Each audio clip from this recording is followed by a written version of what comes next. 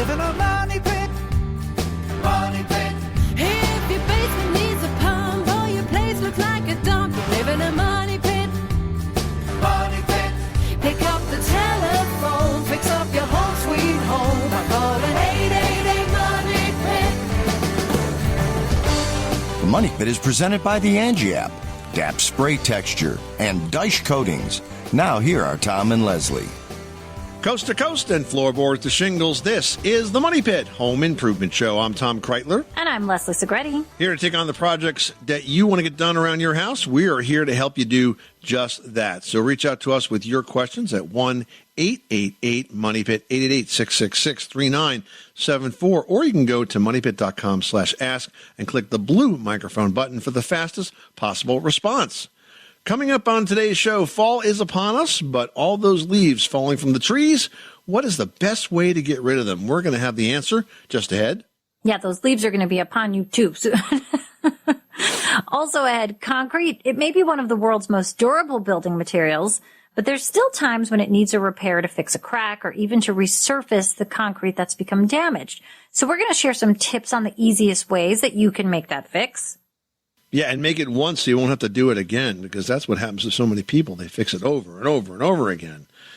And also ahead, when temperatures start to drop, your energy costs start to go up. So plugging drafts around windows is a good way to reverse that trend. We're going to highlight the best ways to make sure your windows keep the energy in and the drafts out. All right, but first, are you dreaming about a project that you'd like to tackle this fall? Well, if you can dream it, you can do it, and we can help. So let us know what you are working on. We can also hook you up with a great product we're giving away to one very lucky listener. We have got from Dyche Coatings the new Marble Dream coating system. It allows you to roll on a new marble surface in just a weekend. It retails for $169, but it's going to go out to one listener drawn at random who calls us with a home improvement question. So reach out to us. Two ways to do that. Go to moneypit.com/ask or call us at 1-888-MONEYPIT. And with that, let's get started. Leslie, who's first? Mindy in Kentucky is on the line and has a flooring question. How can we help you with your project? Yes. We have a really hideous linoleum on our kitchen floor. It's actually been in the house since we bought it. And, of course, it's starting to peel up, and there's actually other linoleum under it. And actually, I'm really afraid to dig any deeper to see how many levels might be on it. I was just wondering, is it worth the time and effort, and possible extra cost to just take everything up? Do you have a dishwasher in that kitchen? No, we do not. I'd love to have one, but I do not have one, no. Well, the reason I ask you is because if you don't take up the old floor, you'd end up sort of sealing in the dishwasher, and it's hard to remove it after that. I mean, generally speaking, I'm an advocate of taking up the old flooring because I think it's kind of sloppy to put new layers over the old. But I can see if it's difficult to get it up or for budget reasons that you don't want to go in that direction. But I would recommend you take it up if you can. Okay. All right. Well, I really appreciate that. Thank you very much. You're welcome, Mindy. Thanks so much for calling us at 888-MONEYPIT. Brent in West Virginia is on the line with an HVAC question. What's going on? You guys are freezing over there? So I've got this two-level house. It's been cut in half, and then each level has been raised a half of a level. So it's a four-level house. So it's a split-level house? Yes. Okay. And where's the heating system located? Second floor. Second floor. Okay. And it's hot air, so there's ducts that supply the air to the lower levels? It's forced air, correct. Forced air. Okay, got it. All right. So your problem is that your lower level is staying cold. And what about your upper level? Does that overheat in the summer? It does, but the issue is that in the summertime, I can close the vents downstairs and I can cool the upstairs. And the downstairs stays cool because it's underground. But the reverse does not happen in the wintertime. Right. I'll tell you that the split level house is one of the most difficult homes to get even heating and cooling. So one thing that you could do is add an additional, well, first of all, you want to make sure that what's there is working properly. So you have good airflow coming out of the registers and you have good return of the air in the room going back to the HVAC system. So I would take a look at the return on the supply. But I will say that probably the easiest thing to do is to add supplemental heat to cover you on the coldest days. that would probably be less expensive than running all the ductwork that you'd have to do to run to get it to work properly off just the forced air. You could put electric baseboard radiators in there as supplements. You could even put a through-the-wall heat pump, which is something actually that Leslie did to bring some additional temperature consistency to her lower room of her house. And I've got one in a room in my house that had some inconsistent issues. And it just provides additional supplemental heat to be able to even out that space. Because otherwise, what you probably find yourself doing is you overheat the rest of the house when it's really cold downstairs. You turn the heat up to try to make that downstairs warmer, and then the upstairs gets very hot, and you're wasting a lot of energy on that heat. So trying to get that balanced out is the right thing to do. I would tell you electric baseboards only because they're the least expensive way to go. Even though they're expensive to run, they're the least expensive to install, and you're probably not going to use them, 24/7. You'll use them selectively. So that's a situation where I would do that, and I would also make sure they're hooked up to a central thermostat that could be operated by a clock setback mechanism. How about that? Okay, I will certainly give that a try. All right, Brent, good luck with that project. Thanks so much for calling us at 888-MONEY-PIT. Mary in North Dakota needs some help with a concrete floor. What can we do for you? We got crumbling concrete on the basement floor. Okay. After water problems this spring. All right. And it's very crumbly and powdery. Mm-hmm.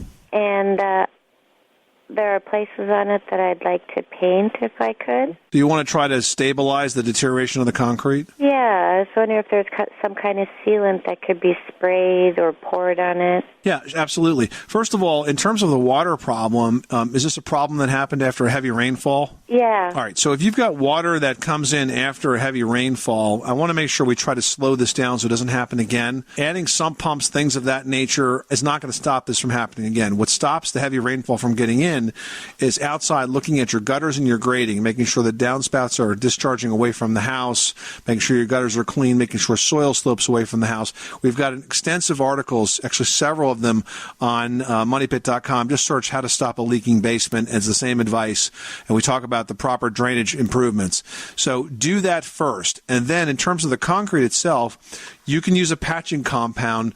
Quikrete has a patching compound product. You definitely want to use the patching compound because it's designed to stick to the old concrete. If you try to put new concrete over it, it's not going to stick. So the ready-to-use patching compounds are trowel applied. They're latex formulas, so it's easy to clean up. But that will seal the old concrete. Then once that dries, then you can paint it. And what I would look for is an epoxy floor paint. The epoxy paints I like because they're a chemical cure. When you buy the floor paint, you get the paint in a gallon can that's about 3/4 filled, and then a quart of hardener. You mix them together, stir them up, and then you apply the paint. Sometimes there's an additive that goes in after the fact that gives you some texture to the floor, helps kind of hide the dirt. But patching it first, then adding an epoxy paint will have that looking like new in no time. Okay, so but the name of the sealant was called what? Quikrete, Quikrete. It's Quikrete concrete patching compound. Good stuff. Mary, thanks so much for calling us at 888-MONEY-PIT. Max, the one to watch. For epic original series, blockbuster movies. Hi, Barbie. Hi, Ken. Plus, we have breaking news. 24/7 live streaming news with CNN Max. And live sports with hundreds of games from the NBA, MLB postseason, NHL, NCAA Men's March Madness, and U.S. National Soccer. All included for a limited time with Bleacher Report Sports add-on. After the promo period, add Bleacher Report Sports starting at $9.99 a month. Base subscription required. Hey, you're tired of living in a money pit? Well, we're here to help. And if you want us to help out, it would be awesome if you could leave us a 5-star review on Apple Podcasts. Just go to moneypit.com/review. It's only going to take a minute, and it means the world to us. Whether you're working inside or out, if you got questions on how to get those projects done, reach out to us at 1-888-MONEY-PIT. If you do, we will toss your name in the Money Pit hard hat because we've got to give away today from Dyche Coatings the new Marble Dream Resurfacing Kit. It lets you create real marble vein surfaces in just a few simple steps with no special skills needed, and you'll have a tough, resilient marble surface with those very distinct to fine veins or one with soft swirling veins, you decide. Just roll on your colorful new Marble Dream finish. That kit's available for $169 at DiceCoatings.com, but we've got one to give away to one listener drawn at random who reaches us with a home improvement question. So make that you. Head on over to moneypit.com/ask. All right, now I've got Richard in Illinois on the line who's getting some water through the foundation. Tell us what's going on. What it is over time, I've got a ranch house with a walkout basement, and on the walkout, when you come out, there is a retaining wall that is about 8 foot tall where it meets the house. It hasn't really separated from the house, but there is water that gets in between the retaining wall and the foundation, and then it gathers right at the bottom on a heavy rain and then seeps back into the basement. So I'm trying to figure out, the previous owner that had this house has put something in there like a caulking of some type that has gotten hard over time, and it's not slowing it down too much. So this is a gravity situation. So let's give you a gravity solution. Let's have the drainage work with you and not against you. And by the way, you can seal this till the cows come home, and it's still going to find its way in. What you have to do is stop the water from accumulating. So on the opposite side of this retaining wall, I'm guessing that there's some runoff that goes towards the wall? Yes, there is. So what you're going to want to do is intercept that runoff so we don't get as much water that collects in that area. What we want to try to do is limit the amount of water that gets in that area to just direct rainfall with no runoff. That means no gutter discharge, no runoff from higher elevations. So the way we do that is first of all, examine the gutter situation and make sure there's no water dropping at the high side of this where it could work its way down. If there is, you've got to run a pipe underground to get it to a place where it's not going to interfere with leakage into the basement. Secondly, in terms of intercepting the runoff, what you could do is install something called a curtain drain, Richard. It's a rather simple drain that you might construct yourself. You dig a trench that's about 12 inches deep and 12 inches wide. You put some stone in that trench, then you put a perforated pipe on top of the stone, surround it with more stone, lay a piece of filter cloth across the top, and cover it with soil. So when it's all done, it's invisible. And the end of that drain that you just installed should exit to daylight somewhere. So you need to figure out the best way to do that based on the configuration of your yard. What that will do is it'll intercept the water that's coming down from higher elevations. It'll fall into that trench, come up into the pipe, and then run around the house as opposed to collecting in that particular corner. If we can keep the water from collecting in that area, you will probably be just fine, because it's rare that just direct rainfall accumulates enough water to actually leak in the house. It's almost always the runoff from gutters and from drainage. Right. Well, and needless to say, I'll probably have to do some, get rid of some landscaping, because it's got some little green bushes there along that wall as well. So yeah, and that's a good point, because sometimes you can make the problem worse by having landscaping that traps water. So just think in terms of water control here, not in terms of trying to seal that water out, and I think you'll be in good shape. Richard, thanks so much for calling us at 888-MONEY-PIT. Well, fall is upon us, and with all those leaves fallen from the trees, have you ever noticed that many people like to burn the leaves? Well, burning them is not necessarily the best idea, guys, because flames can easily spread. Plus, you're giving up the nutrients that may have helped to feed your yard. Now, a much safer option is to toss those leaves into a compost bin, and then you can nurture the flowers and vegetable gardens come springtime. If you've got a lawnmower and it's suited for mulching, you can actually run it over the leaves as well, and those chopped up pieces will help feed the grass as it remains dormant through the winter months. So those leaves really can be helpful if you've got a way to process them. Absolutely. Now, of course, if your town offers leaf pickup, you might be able to just rake them to the curb. But here's a trick for that. What I do is I like to lay out a tarp on the grass, maybe a 10 by 10 blue tarp. And then I rake the leaves onto the tarp in a big old pile, basically as big a pile as I can get the leaves to stay on there without falling off. Then I drag the tarp to the curb and then dump the leaves. It makes the job go a lot faster. I mean, if you're trying to do it one wheelbarrow at a time, it takes a long time. But with the tarp, not so much. Peggy in Louisiana is on the line with a concrete question. What can we do for you today? Well, we have a slab concrete bottom, and it's built up with the board skeletons, and it's covered with vinyl siding. And being in Louisiana, it rains a lot, and the rain comes on the porch to where it's eating the inside wall, which is wooden on the bottom. And I want to know how I can seal the outside vinyl siding to concrete slab.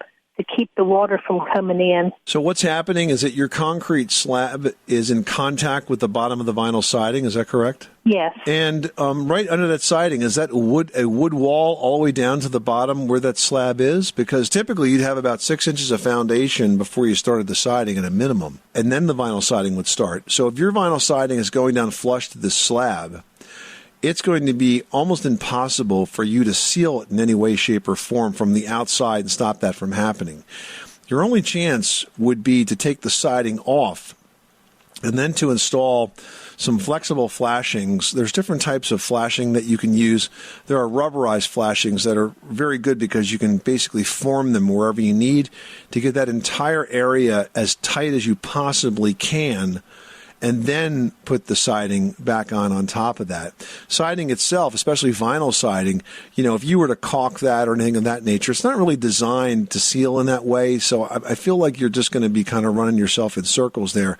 And while it could stop to some extent or slow down, at least temporarily, that leakage that you're reporting, the only way to really fix that and to get to the bottom of it is to pull that siding off and to flash it. And we're only talking about the bottom of the siding here, not all the siding on the house.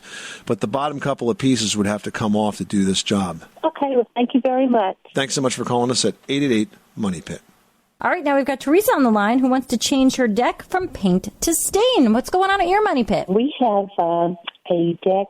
We have replaced half of the deck with, what do you call it, pre-treated lumber.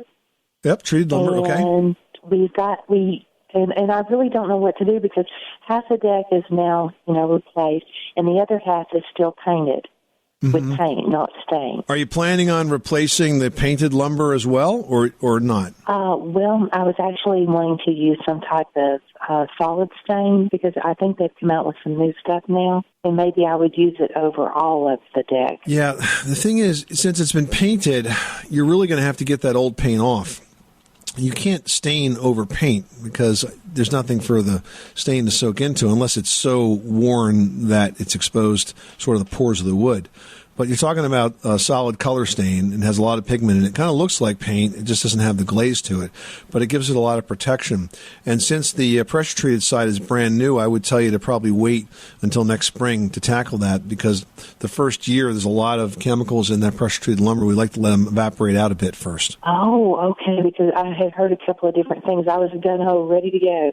Now, and you think that part of the deck is actually covered. So you think I need to strip that off of there? I'd be concerned because I don't think the stain is going to stick on top of the paint. I mean, the idea of stain is it soaks into the wood. You can paint over stain, but you can't stain over paint. Okay? Okay. So what products are out there that would maybe paint? I mean, like I said, paint would work for all of it, but then you'd be committing to painting the rest of the deck, unless you just wanted to have it be sort of two-tone, or at least one is painted and one is stained. You're going to see a difference between the two, but maybe you can figure out a way to make that work from a decor perspective. Well, thank you so much. I'll do that. Good luck with that project. Thanks so much for calling us at 888-MONEY-PIT. This episode is brought to you by Undeniably Dairy. Dairy farmers are more than farmers. They're climate caretakers. They see water as a precious resource. Most farmers recycle water up to 4 times, from chilling the milk to irrigating the crops. And some even use technology to turn manure into renewable energy. To learn more about what dairy farmers are doing to make their farms more sustainable, visit usdairy.com.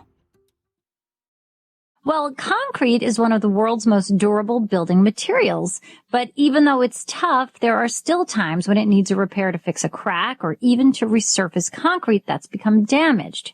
Quikrete makes a wide variety of concrete repair products that can help. With us to talk about how to choose the right fix for your broken, worn, or cracked concrete surfaces is Ted Woods.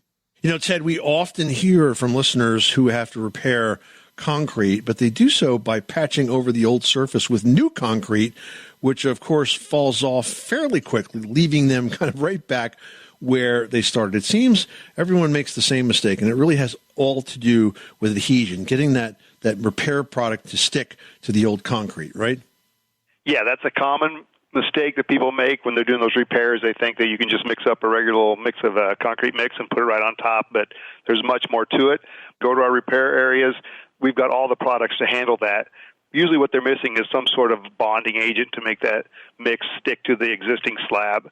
And fortunately, a lot of our products, we try to incorporate that into it now so that they don't have to add it. You just get the right mix. If it says polymer modified or advanced polymer design or formula, that generally will tell you that it has the ingredients in there. Once you mix that up or apply it, it's going to stick to that concrete. Now, what about just general repair items? I mean, a lot of people are just looking to extend the life of the concrete they've already got without totally replacing things. Yeah, what's great is, concrete's durable. It'll last for a long time, but it starts to look a little dingy and maybe get a crack or two in it. If it's strong and still sitting there in great shape, you don't have to tear it out and replace it. You can repair it or recover it and make it look new and get many more years out of it. We've got what we call the Recap Resurfacer, which is a great product to get that old concrete looking new again. I kind of compare it to taking an old car that runs good, but it's got a lot of dents and dings in it. So you're going to fix up that outside, those dents, and repaint it and get it look brand new. That's what we do with the Recap Resurfacer. We fix up that old existing concrete slab, get it cleaned off real well, and then we apply that to it, just a little thin layer on top, and it looks brand new. It's great. I used that Recap product on a fairly big floor that was very uneven, and I was really impressed with it because when we were done, it looked just like a brand new concrete slab, even though we had just essentially put a very thin layer of the Recap over it. But it's been super durable, and it looks great. We've got it all painted up now, and it looks fantastic. So that's a pretty impressive product. And I remember when you guys were developing that at some of the trade shows, I remember seeing a test that you did where you tried to separate the Recap after it was dried, of course, from the concrete below. And that stuff was so strongly bonded that you ended up pulling up rocks with it from the original concrete, which is pretty amazing. Yeah, that's our goal, was to make that adhere as strong as possible. And when you do the pull test on that, we've had them go up as high as like 400 pounds of pressure to pull that apart. And that's where you've seen that pull that existing concrete slab off there. So, yeah, it's great. Now, one thing, though, to have that type of adhesion, they got to make sure they got the surface prepped right. And we've seen people, say maybe a driveway that they're going to resurface, and the car has been parked there, and maybe once in a while they get a drip of oil down there. That's what causes those not to stick in the long term. So when people are doing their prep work, they really need to make sure they're cleaning that and following the directions on it by taking the power washer out there and hitting those areas. One great test I've seen for that, there's to take just your water and spray it down there. And if the water soaks into the concrete, hey, that's a good sign that you've got it clean and it's ready. But if you see it beat up like, it does on a car when there's wax, that's a good indication there's something still on the concrete there that's going to probably cause a problem down the road. You need to go back and re-clean that area, re-scrub it. So that's usually a good tip for those homeowners that are doing this the first time. It's saved a lot of people time and effort going back and doing something again. And you do have to allow some drying time again after you do that, right? Oh, yeah. Just to do that, let it dry, set it up.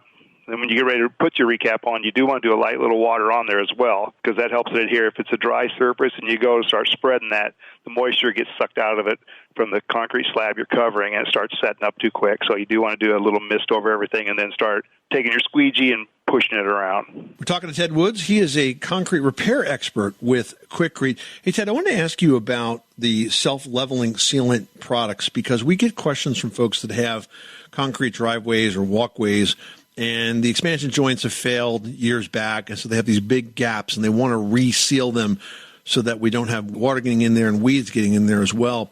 Is that a good application for a self-leveling sealant that's going to sort of find its own level in perhaps a wider gap? Yep, that's the one out of our advanced polymer formulas. We've got the one for the joints like that to come in there and fill that back in. So once it does crack, and that's where we do want it to crack, in those stress joints that we put in there, but we do not want the water getting under there. And what's great is you apply that to your crack. And as a rule, you generally don't want to go any larger than 1 inch wide on those cracks or a ½ inch deep with the advanced polymers. So a lot of people will use that backer rod, the little foam rod you can buy. They'll tuck that down into the crack with a putty knife, fork, or a screwdriver, whatever you've got there. And then so you're only filling up that last ½ inch. We find it performs better when it's like that versus dripping all the way down into a 4 inch slab. So then what happens with that polymer formula, it sticks to the sides. It adheres great there, gives you a watertight bond, but yet it's still flexible enough that pad moves a little bit, it'll still hold and flex with it, so you'll have a long-lasting repair.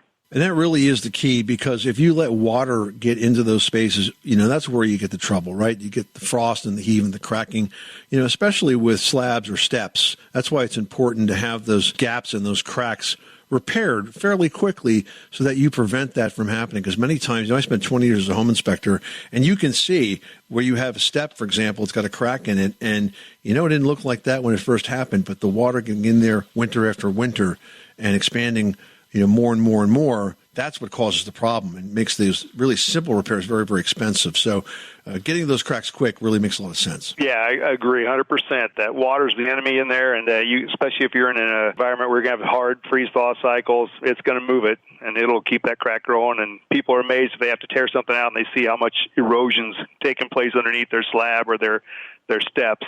But if they'd have got after it right away and felt that crack the first time they've seen it starting to appear, they probably could have extended the life greatly on that. We're talking to Ted Woods from Quick Creek. Ted, thank you so much for stopping by the Money Pit. If folks have questions about your products or really how to do to repair, what's the best way to get in touch? Go to quickcrete.com. That's QUIKRETE.com. And we have a live chat that's available as soon as you go to that site. They'll pop up on your screen. So if you're working on a project or got a repair question, type it in there, and some people from our technical lab will answer your question right then and there and get you on your way. Here's a great reason to reach out to Team Money Pit. I mean, we're going to help you with your projects, but we love to give away prizes as well. And we've got a good one to help making the inside of your house more lovely for the upcoming holiday season. We've got the Marble Dream Resurfacing Kit by Daesh Coatings. Now, this is a fantastic kit that is super easy to do. It's a roll-on marble resurfacing kit. You can get 4 different color choices. You can use it on countertops, vanities, tabletops. So if a new bathroom or a new kitchen just is not in the cards this year and that's something you're dreaming of, this is a great way for you to achieve that. It's a kit, so you've got everything you need there. The kit itself sells for $169, but it's going to one lucky listener for free. Reach out right now for your chance to win that Marble Surfaces Refinishing Kit from Daesh Coatings. The number here is 1-888-MONEYPIT, or go to moneypit.com/ask. The "is it morning yet?" deal. How about now? Or now? Because morning time is McDonald's breakfast time. And that's the best time of all the times. Get any sized iced coffee for just 99 cents until 11 a.m. And sweeten the deal when you pair it with a baked apple or pumpkin and creme pie. After all, why wait to treat yourself? Prices and participation may vary. Cannot be combined with any other offer. Ba-da-ba-ba-ba. Charlotte in Georgia needs some help making some glue go away. What happened? Hey, I had a new linoleum laid, and the glue that they used to glue the floor down with, a lot of it got on my floor.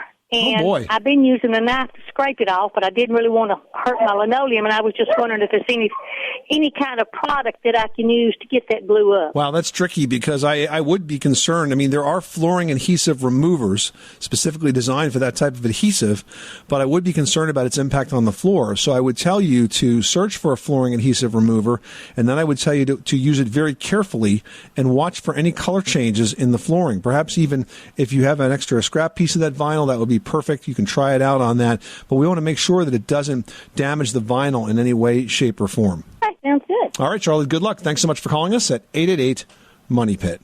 Well, if you're thinking about buying new windows, you might be overwhelmed at the choices that are out there. So here's a tip. Read the label. Specifically, there are a few numbers on that label that can help you find the most energy efficient window for your home.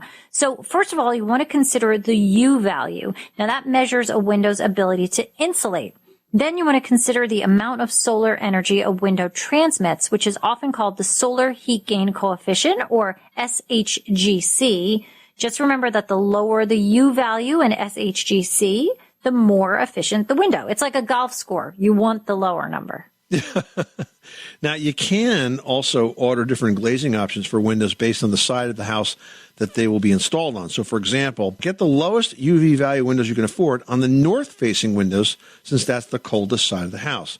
And also look for windows with double panes, low E coatings, low conductivity gas fill between the panes, and then wood vinyl, or fiberglass frames.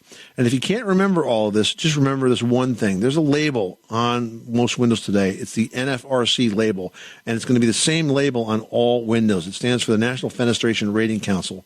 And they have all those other ratings as part of this listed in a way that you can easily compare. So if you're looking at a window, you see the NFRC rating, take a picture of that rating. Take a picture of that label. Then you go look at other windows later. You'll know what the first set was, and you can compare to the second set and so on, and make the best possible choice for your house. Mike and George is on the line with a question about flooring. What's going on at your Money Pit? Wait, Leslie. Well, I'll tell you what. I got a problem. We had to pull up some carpet in the floorway. It's kind of L-shaped. Well, the old hound dog's kind of old, and it kind of urinated right there in one spot. Short of pulling up the floor and then replacing all that, what can we do? So, do you want to refinish the floor? And are we talking about hardwood floors here, Mike? Well, it's got a blonde finish, more or less translucent. Well, I mean, I think if you're going to refinish the floors and you sand those floors, you'll be able to get through that surface staining, and you won't have too much residual. I mean, we're way past talking about how to clean it, but what happens is you get acid in there from the pets, and that can change the color. But it's been my experience that a traditional floor sanding will cut through that without too much difficulty. So if you're thinking about refinishing the floors, what I generally recommend is, even if you want to do some of this yourself, is to have a professional do the sanding, because unless you use a floor sander as part of your day-to-day job, it's kind of a hard tool to handle. I mean, I grew up with tools my entire life. I wouldn't do my own floor sanding. I'd hire a pro for it, so I didn't ruin my floors. If you sneeze while you're using that, you'll dig out of it. And then you could put 2 or 3 coats of good quality polyurethane on top of that. But I think a sanding will make that go away. All right. Well, I appreciate your advice, sir. Thank you very much. Good luck. Thanks so much for calling us at 888-MONEY-PIT. Lori wrote in, and she's doing a deck makeover with composite decking and says, we're replacing our deck boards with composite and utilizing the old joists, but we have many nail holes in them. What is the best and least expensive method of covering or sealing the nail holes to prevent water from getting inside? Is she talking about nail holes in the joists or nail holes in the new boards? No, I think she's talking about nail holes in the joist. I had this exact issue. I did a couple of decks recently where we took off the old decking, but we used the original floor joists to support the new composite. And so when you pull up the old decking, of course, those tops of those joists are filled with lots of nail holes, and that actually can lead to a rot. So the thing to do is to apply a product called flashing tape. It's widely available now. It's self-adhesive, kind of like peel and stick. And then it protects those tops areas of the joist. It comes either like single joist wide, like say 1 3/4 inches to about like 3.5 for a double joist. And it seals the top of the joist, and then you lay the composite on top of that. So not only does it seal off those old holes, but when you drive new screws in that hold the composite in, it forms a seal around them as well. So that's all you need here, Lori. You need to pick up some flashing tape and seal those tops of those joists before you put the composite decking back on. And believe me, Lori, when Tom says he's been doing some decking projects lately, he's been doing like a ton of decking projects. So definitely take his advice here. A lot. Let's be honest. There's some, Well, if you're an animal lover, can you also have stylish decor that can coexist with you and your pets? Well, Leslie says you can, and has tips on how to do just that in today's edition of Leslie's Last Word. Leslie? Well, if you've got pets, you definitely do not have to sacrifice the home decor that you want. Durable, easy to clean paints, antimicrobial, stain resistant rugs, and more. All of that does mean that you can have a beautiful home and a furry pet. It doesn't mean that they're incompatible anymore. You can have all of these things together. I mean, my sister and her husband have the most amazingly beautiful designed house, and they have about 6 cats at any given time with all these rescues that they do. So there are ways that you can have all of these things together. So first of all, think about paints. There's a lot of painting companies out there that now have flat paints that are wipeable, and that used to be only offered with a glossy paint, which really is not attractive for a wall surface. So now you can have a beautiful paint that looks rich and deep and lovely in a room, but still be able to clean it. Now, fabrics, you can find stain-resistant and antimicrobial fibers in a range of styles and soft textures. Look for textiles that have nanotex, and that means that those fibers are going to be stain-resistant and waterproof. 2 things you definitely need when you've got a pet at home. And it really might be a luxury to devote a single room, or maybe if you have a large enough mudroom that kind of creates a pet bedroom or a pet hangout zone. But a lot of people do have some space for this, and it's definitely become more common. I mean, even if you find that this space does double duty as your home office or the laundry room, you can create a secure area for a pet by keeping their food, their bed, the familiar toys that they love, all in this one spot. So there's a lot of things that you can do to make sure that that pet is comfy and happy in your home, but that you also get the things that you choose and that you love and that you want in your design space. So don't be afraid. Ask questions about super durable fabrics, wall coverings, fabrics for window treatments, upholstery fabrics, carpets, all of it, because you can have it. You can have pets. And then with the right cleaners, when those accidents do happen, you can definitely make that go away.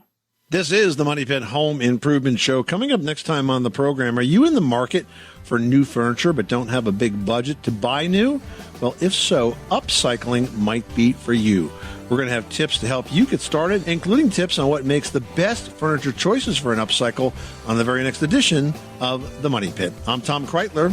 And I'm Leslie Segretti. Remember, you can do it yourself, but you don't have to do it alone.